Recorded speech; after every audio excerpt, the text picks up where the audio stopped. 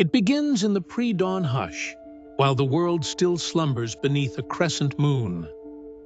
On the eastern coast of a sprawling metropolis, Dr. Anika Sorrento, a geophysicist, is jolted awake not by her alarm, but by the cold slap of seawater licking through her bedroom window, 10 floors above ground.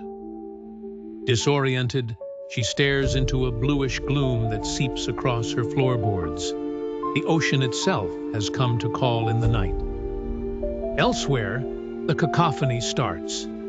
Throughout skyscrapers in New York, Rio, Mumbai, Cape Town, and Shanghai, millions of people are jolted from their beds by the strangest of sensations. They are underwater. Furniture floats lazily, tangled with curtains. Electricity shorts out in brilliant, hissing sparks that die as quickly as they are born. As dawn breaks, it reveals unfamiliar vistas, a new archipelago of former hilltops and mountains where cities once sprawled. Bridges peep from the waves like the spines of mythic beasts. The world grapples with collective disbelief before comprehension. Satellites orbiting above send back impossible images. The continents are mere clusters of highlands and plateaus, no longer the solid puzzles fitted amidst blue. The vast Amazon and Congo basins are flooded basins. The Himalayas, Andes, Rockies, and Alps now form polychromatic islands in a vast, glittering ocean. The Sahara is gone, replaced by the sand that toppled and swirled into a shallow inland sea. Society's first instinct is survival. In a laboratory perched on a surviving ridge in Scotland, Dr. Sorrento joins a crackling video link with stranded experts and officials. Theories fly: volcanic uplift, extraterrestrial impact, some physics-defying cosmic prank. Yet, the disaster's cause is an irrelevancy to the families gathered on rooftops, clinging to the flotsam of their former lives. Rescue helicopters, themselves nearly without fuel or landing places, dart between the new islets of humanity, ferrying children and the elderly to whatever fragment of habitable ground remains. Meanwhile, in the heart of the new Mediterranean Sea, formerly Hungary, a young boy named Thomas clambers to the church steeple that marks the highest point of his submerged town. He records what may be the very last transmission to the outside world from this latitude, describing a silent city sliding beneath the surface and a sudden, awe-inspiring communion with fish never seen before. His story, like countless others, ripples across surviving networks, recording the global trauma for future memory, or perhaps for no one at all. As hours pass into days, and panic gives way to grim determination, surviving communities form uneasy alliances atop plateaus and high-altitude terrains. Boundaries dissolve, replaced by the immediate kinship of the marooned. Ancient rivalries fade in the face of new aquatic realities. The air is thick with the scent of salt and brine, the perpetual murmur of waves, and the desperate hope clinging to each dawn's light. At the edge of the new world, Dr. Sorrento documents the transformation for future generations, if any remain. The map is not just changed, but obliterated and rewritten, an accidental experiment in planetary humility. The ocean, once the great provider and boundary to exploration, has become everything, everywhere, all at once. The story of humanity must begin anew, not as rulers or conquerors, but as castaways, an accidental archipelago adrift in a world that forgot its shores. The phenomenon of rapidly rising sea levels represents a threat of catastrophic magnitude to the current geography of human civilization. Should global sea levels increase by as much as 100 meters, the transformation of the planetary landscape would be profound and irrevocable. Bonded by both physical vulnerability and economic centrality, Many of today's greatest cities would vanish, their skylines dissolving silently beneath relentless waves. In North America, the iconic expanse of New York City, the symbol of global finance and culture, would gradually succumb to the encroaching Atlantic. One by one, neighborhoods would flood. The Statue of Liberty would stand as a lonely marker of lost land, until only the tallest structures briefly punctuated the seascape before being swallowed entirely. Along the Pacific coast, Los Angeles would follow a similar fate, its sprawling suburbs and bustling downtown disappearing beneath the surging tide, erasing decades of cultural evolution and economic innovation almost overnight. Across the Pacific, Shanghai, the thriving heart of China's economic miracle, would cease to exist as the Huangpu River overflowed all natural and artificial barriers.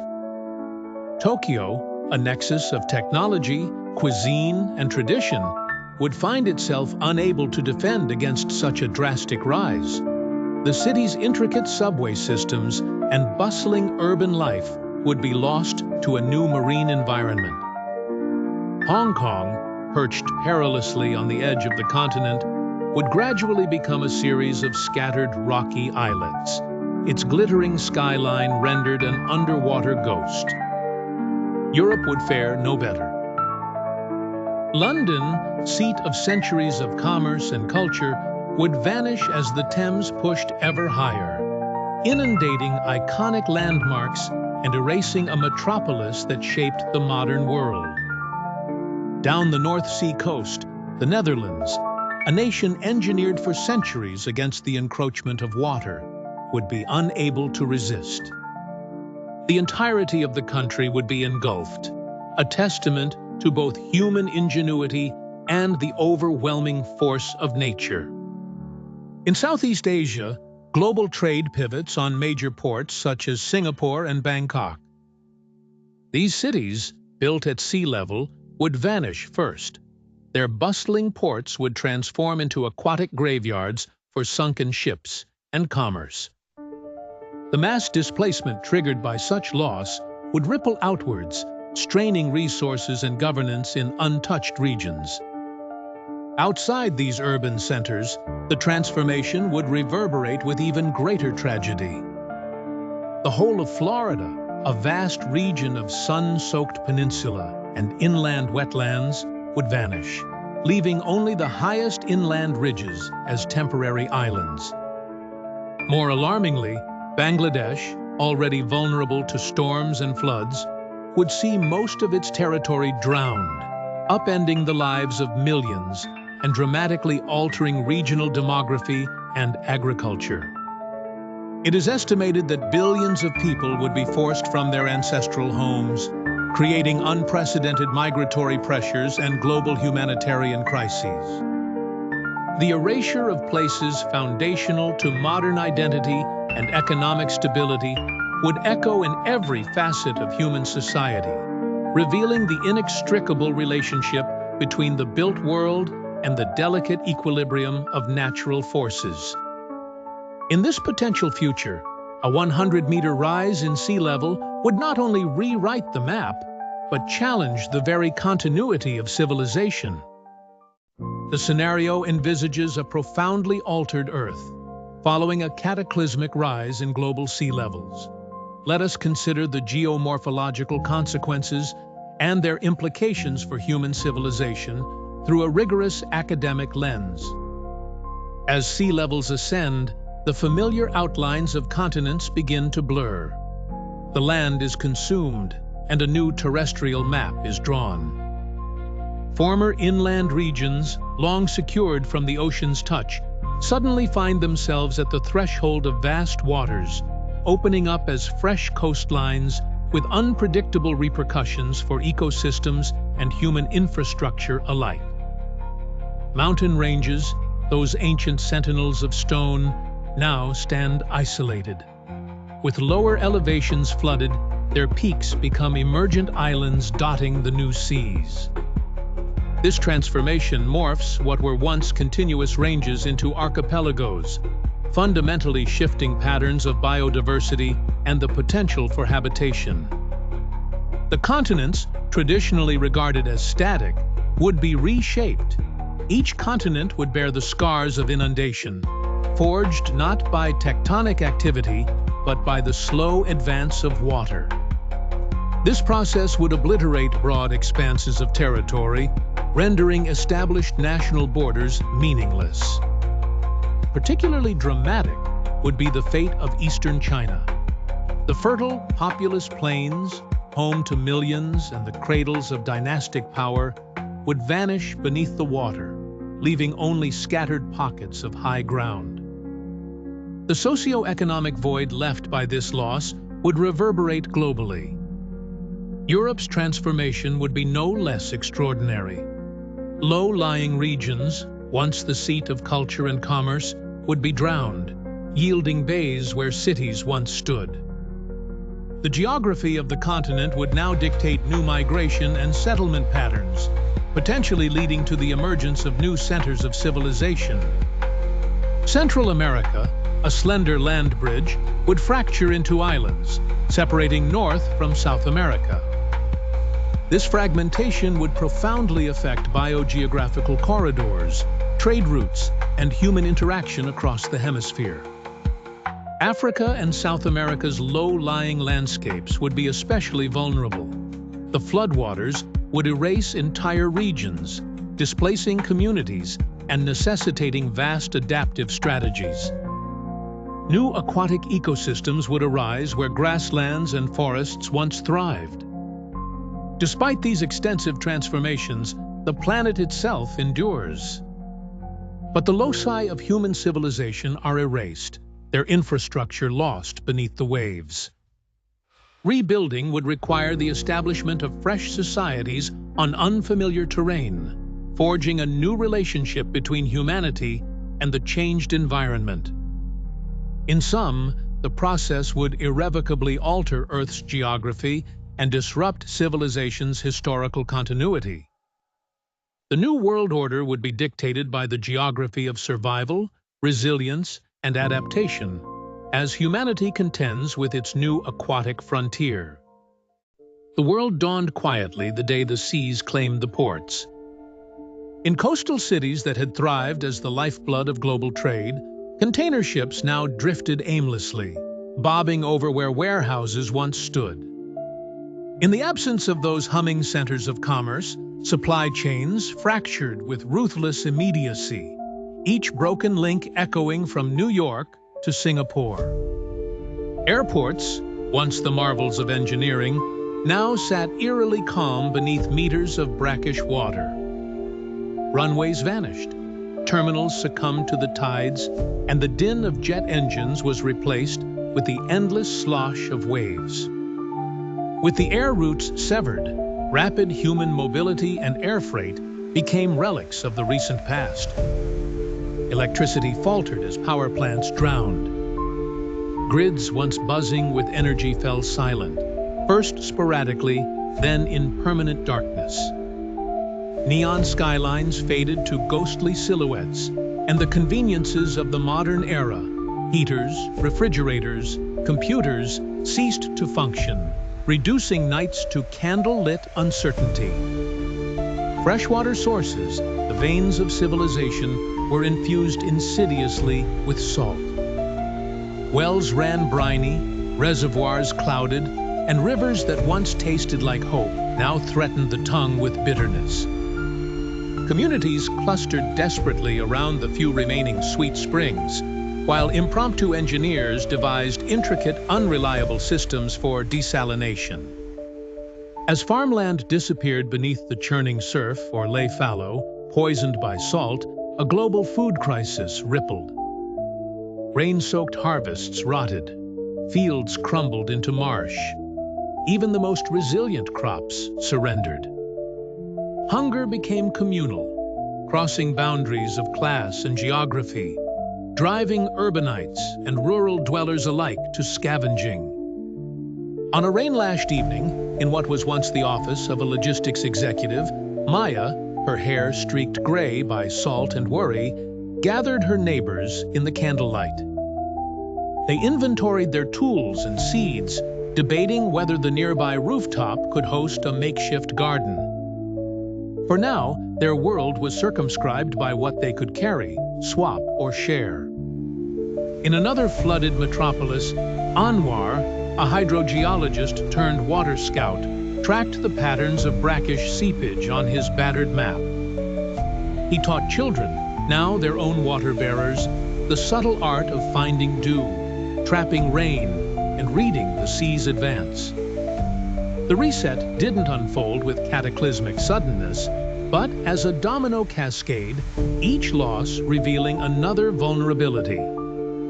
Economies shrank beyond recognition. Market indices, once the pulse of human industry, became irrelevant. Local barter economies sprang up in their place, born of necessity and mutual trust. Yet, amid devastation, a profound reordering took root. The catastrophe was more than a territorial reclamation by the oceans. It was a reckoning with what bound societies together. People rediscovered the weight of community, the worth of resourcefulness, and a humility before nature, absent from the ambitions of the previous century. As years passed, settlements adapted to higher ground, building around a new normal. Networks of survivors exchanged seeds, skills, and stories in lieu of consumables. Education centered on resilience and stewardship as much as on science or literature. The age of the individual gradually yielded to an era of interdependence. Modern civilization, as it was known, dissolved not merely as a map redrawn by floods, but as a profound social and economic reset. What emerged in its stead was smaller in scope, certainly, less electrified and less connected in some ways. The relentless rise of global temperatures sent subtle signals at first. Warmer winters in the north, shifting rains in the tropics, and then a silence from the edges of the world where ice had once stilled the earth. But soon, the warnings became persistent alarms. Sea levels surged, claiming coastlines and submerging entire cities that had long stood as emblems of human achievement. Against a backdrop of panic, communities uprooted themselves from the familiar. Families packed hastily, carrying only what could fit on a battered truck or within a single suitcase. Millions began seeking higher ground, forging endless caravans that wound like arteries through abandoned highways and overgrown byways. The ancient, low-lying megacities, once centers of culture, commerce, and memory, sank beneath unforgiving tides, their skylines dimming one by one. It was in this exodus that unlikely cities flourished. Inland hamlets, previously overshadowed by their coastal rivals, became new capitals of invention and governance. In the mountains of what had been Appalachia, old mining towns were transformed into bustling hubs, driven by a spirit of necessity and the collective memory of all that had been lost. Political power shifted with the population, as leaders emerged not by old dynastic rule, but by proving resilience and compassion amid unrelenting uncertainty. Yet if there was unity in survival, there was also conflict. Scarcity became law. Freshwater sources, arable land, and power grids were battled over in boardrooms and behind barricades alike. Some communities chose cooperation, forming federations that pooled resources and knowledge. Others, scarred by the trauma of displacement and the gnawing fear of extinction, turned inward, raising borders and defending them fiercely. Science, once revered as a means to prevent calamity, was repurposed in the service of adaptation. Vertical farms ringed city centers, their LED lights visible from newly built observation decks in repurposed silos and church towers. Artificial lakes replaced vanished rivers, engineered to trap every drop of rainfall.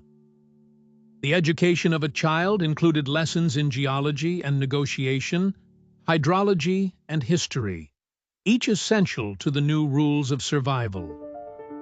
With each generation, memory of the old world faded. Stories persisted, of weekends at vanished beaches, the taste of salt spray on a summer wind, the frantic news broadcasts that signaled the end. But these too became myth to those born inland, whose earliest memories were of mountain fog and the hum of shelter generators. Culture adapted, celebrating the resilience of migration and the paradoxical beauty of renewal through loss. Against all odds, humanity endured. Not as the architects of a perfectly preserved past, but as the heirs to a changed planet, inventing new ways of living within its fierce, fragile boundaries. The old world was washed away, its cities and stories merged with the silt and sediment of history. What survived was a testament to adaptation, a species shaped not only by what it could build, but also by what it could leave behind. The story begins with the restless churn of tides under a sullen sky, a world unaware of its precipice. For centuries, cities glistened along the ocean's edge, emblems of human aspiration, where steel and glass rose in defiance of salt and wind. These urban colossi, Shanghai, New York, Mumbai, Lagos, were built by the promise of maritime abundance, spices drifting in from distant isles, oil tankers glossed with fortune, refugees entwined in opportunity and peril alike.